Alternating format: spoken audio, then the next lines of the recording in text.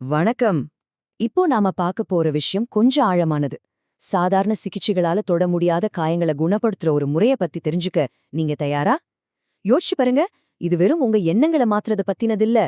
உங்க ஆன்மாவையே ஒரு நேர்கோட்டுக்கு கொண்டு வர்றது பத்தினது. வாங்க, இந்த ஆழமான பயணத்தை நாம ஒண்ண ஆரம்பிக்கலாம். நம்மள பல பேருக்கு இந்த மாதிரி ஒரு உணர்வு இருந்திருக்கும் இல்லையா? என்ன பண்ணாலும் வெளியே வர முடியாத ஒரு நெகட்டிவ் பேட்டர்ன்ல மாட்டிக்கிட்ட மாதிரி. சரி, இன்னைக்கு நம்ம பார்க்க போற இந்த சிகிச்சை முறை சரியா அந்த ஆழமா வேரூன்றி இருக்கிற பிரச்சனைகளோட மூல காரணத்துக்கே போய் அதை நிரந்தரமா எப்படி சரி பண்றதுன்னு தான் காட்டப்போகுது.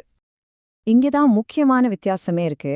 பாருங்க, பழைய முறைகள் என்ன பண்ணும்னா, நம்மளோட ஈகோவை வச்சு ஒரு கதைய, அதாவது நடந்த ஒரு விஷயத்த ரீரைட் பண்ண முயற்சி பண்ணும்.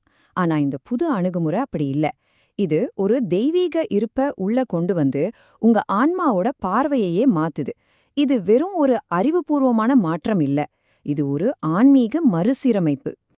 சரி, இந்த குணப்படுத்தும் பயணத்தை இன்னும் தெளிவா புரிஞ்சிக்க நாம இத 5 முக்கிய பகுதிகளா பிரிச்சிருக்கோம். பாரம்பரிய முறைகளுக்கு அப்பால் இது எப்படிப்பட்டது, அந்த மாற்றத்துக்கான 4 சாவிகள் என்ன, பழைய எழுத்துக்களை எப்படி இருப்பால மாத்துறது, சிகிச்சையாளரோட ஸ்பெஷல் டூல்ஸ் என்னன்னு, கடைசியா இதோட விளைவு எப்படி ஒரு புது யதார்த்தத்தையே உருவாக்குதுன்னு பார்க்க போறோம். முதல்ல, பாரம்பரிய பின்னடைவை தாண்டி, அதாவது கடந்த காலத்தை சும்மா ரீரைட் பண்றது மட்டும் ஏன் பத்தாதுன்னு பார்க்கலாம். இப்ப பாருங்க, ஒரு கெட்ட நினைவை பாசிட்டிவா மாத்த முயற்சி பண்றது நல்ல விஷயம்தான். ஆனா பல சமயம் நம்மளோட லாஜிக்கல் மைண்ட் இது உண்மையே இல்லையேன்னு ஒரு தடைய போடும் இல்லையா? இந்த புது முறை கரெக்டா அந்த தடைய முழுசா தவிர்த்துருது. சோ இந்த ரீரைட்டிங்ல இருக்கிற சிக்கல் இதுதான். நம்ம ஈகோ மனசு நடந்த சம்பவங்களுக்கு ஒரு புது வேர்ஷனை உருவாக்க முயற்சி பண்ணுது. ஆனா அது ஒரு உண்மையான ஆன்ம அளவுல நடக்கிற குணப்படுத்துதல் கிடையாது.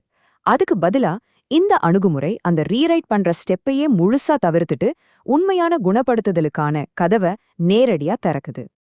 சரி, அடுத்த பகுதி, மாற்றத்துக்கான 4 சாவிகள். இதுதான் அந்த ஆழமான குணப்படுத்துதலுக்கான ஒரு ஸ்டெப் பை ஸ்டெப் மேப். அப்போ இந்த மாற்றம் நிஜமாவே எப்படி வேலை செய்யுது? வாங்க அந்த 4 படிகளையும் ஒன்னொன்னா பார்க்கலாம். இதோ அந்த 4 படிகள். முதல்ல, அடையாளம் காண்றது. அதாவது அந்த பிரச்சினைக்கு காரணமான சம்பவத்துக்கு பின்னோக்கி போறது. 2வது, விடுவித்தல். அங்க தேங்கி போன உணர்ச்சிகளை முழுசா உணர்ந்து வெளியே விடுறது. 3வது, சீரமைத்தல். இதுதான் ரொம்ப முக்கியம். அந்த சம்பவத்துக்குள்ள ஒரு தெய்வீக சக்தியை அறிமுகப்படுத்துறது. கடைசியா, விளைவு. இப்போ உங்க நிகழ்காலத்துல அந்த மாற்றம் எப்படிப்பட்டதா இருக்குன்னு அனுபவிக்கிறது. இது ஒரு முழுமையான ப்ராசஸ் இல்லையா? அடுத்தது, இந்த முறையோட இதய பகுதினே சொல்லலாம். பழைய எழுத்துக்களை இருப்பை கொண்டு மாற்றுதல். இதுதான் அந்த மைய கண்டுபிடிப்பு, ஆன்மீக சீரமைப்பு. இதுதான் இந்த சிகிச்சைய மத்த எல்லாத்துலேருந்தும் தனிச்சு காட்டுது. அதாவது வெறும் டெக்னிக்ஸை நம்பாம ஒரு தெய்வீக இருப்பை பயன்படுத்துறது. அப்போ இந்த உயர்வலம், அதாவது ஹையர் ரீசோர்ஸ்னா என்ன? ரொம்ப சிம்பிளா சொல்றேன், கேளுங்க. ஒரு இருட்டு ரூம்குள்ள பிரகாசமான ஒரு விளக்கு கொண்டு வர மாதிரி கற்பனை பண்ணிக்கோங்க. அந்த வெளிச்சம் வந்ததும் என்ன ஆகும்? பயம் ஓடி போய் அந்த ரூம்ல உண்மையிலேயே என்ன இருக்குன்னு நமக்கு தெரியும். அதே மாதிரிதான் இந்த உயர்வலம் ஒரு அதிர்ச்சியான நினைவுக்குள்ள அன்பையும் உண்மையையும் கொண்டு வந்து பயத்தை அடிப்படையா கொண்ட பார்வைய முழுசா மாத்திடுது. இதுல ஒரு முக்கியமான விஷயம் என்னன்னா, இந்த உயர்வலம் ரொம்பவே தனிப்பட்ட ஒரு விஷயம். அது ஒரு குறிப்பிட்ட மதத்தை சேர்ந்த உருவமா இருக்கணும்னு அவசியமே இல்ல. அது ஒரு வெள்ளை ஒளியா இருக்கலாம், ஒரு தேவதூதரா இருக்கலாம், இல்லனா இயேசு, புத்தர், ஏன் வாடிக்கையாளரோட சொந்த உயர் ஆன்மாவை கூட இருக்கலாம். அவங்களோட நம்பிக்கைக்கு எது ரொம்ப நெருக்கமா இருக்கோ அதையே பயன்படுத்திக்கலாம். இந்த மேற்கோள் இந்த முழு ப்ராசஸோட சாராம்சத்தையும் பிடிக்குது. ஈகோவோட தவறான கண்ணோட்டங்கள் ஆன்மாவின் ஒளியால மாத்தப்படுது. நல்லா கவனிங்க, இங்க உங்க நினைவுகள் அழிக்கப்படல. அதுக்கு பதிலா பயத்தோட நீங்க பார்த்த அதே சம்பவத்தை இப்ப உண்மையின் ஒளியில உங்க ஆன்மாவோட பார்வையில பாக்குறீங்க. அவ்வளவுதான் வித்தியாசம். இந்த மாற்றத்தோட விளைவு எவ்வளவு சக்தி வாய்ந்ததுன்னு பாருங்க. முன்னாடி ஈகோவோட பார்வையில நான் பாதுகாப்பா இல்லைன்னு தோணுனது, தெய்வீக மறுசீரமைப்புக்கு பிறகு நான் நேசிக்கப்படுறேன்னு மாறுது. எல்லாம் என் தப்புதாங்கிற குற்ற உணர்ச்சி போய் என் இதயத்துல முழுமை இருக்குங்கிற உணர்வு வருது.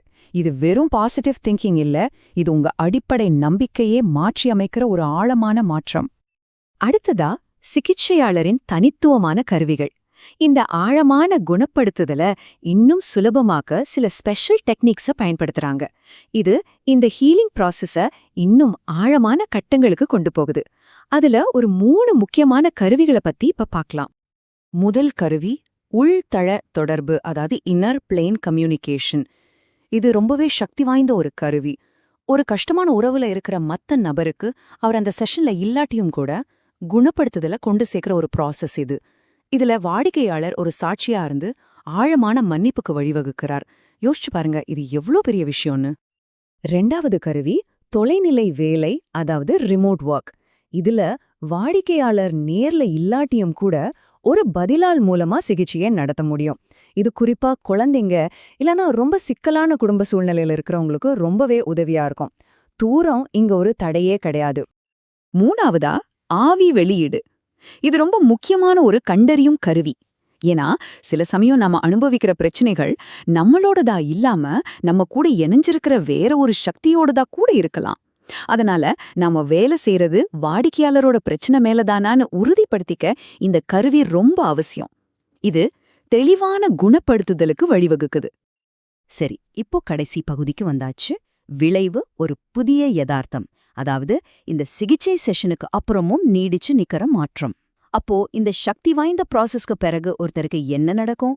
இது சும்மா நல்லா ஃபீல் பண்றது பத்தினது மட்டும் இல்ல, இது ஒருத்தரோட யதார்த்தத்தையே முழுசா மாத்தி அமைக்கிறத பத்தினது. நான் ரொம்ப இலகுவா உணர்றேன்.